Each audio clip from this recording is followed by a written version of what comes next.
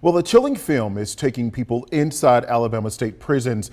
The new Alabama Solutions documentary is a first-hand look at what some call horrific conditions. And WVTM 13's Aaron Llewellyn attended a screening of the documentary this evening and joins me live in studio right now. So Aaron, the film, it's been out for a little over a month, but you had a chance to talk with someone who spent time inside the prison, and he calls it inhumane. Yeah, Jarvis, I talked to Troy Golden, and he says that he spent more than 2 years in prison. He says what he saw inside his cell can't ever be undone. He hopes the Alabama Solution documentary will give people more of an in-depth look at what inmates inside the justice system are faced with each and every day.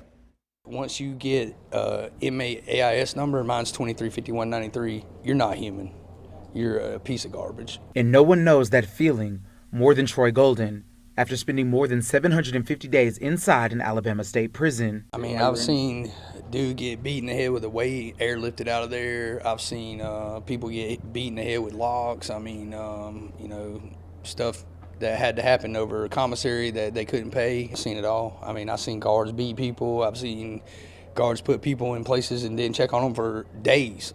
And these stories of Alabama prison inmates are highlighted in the HBO Max documentary, The Alabama Solution, something one of the film's producers, Chris Izor, knew needed to be made public. The horrific conditions inside, the brutality, the depravity of the experience of people who are incarcerated is something that is really not well understood by most people. It's something he worked on for 6 years, hoping to inspire people on the other side of the prison wall to be a part of the change. And so we want people to feel the urgency of the need for some kind of change to how the prison system works, how our criminal justice system works, and identify places in particular where people have been dehumanized and left out of the process. And those at the center of it, like Golden, hope these stories are the first step to fixing a system that's been broken far too long. It's gonna be forced, you know, and I think it's gonna be a rough road,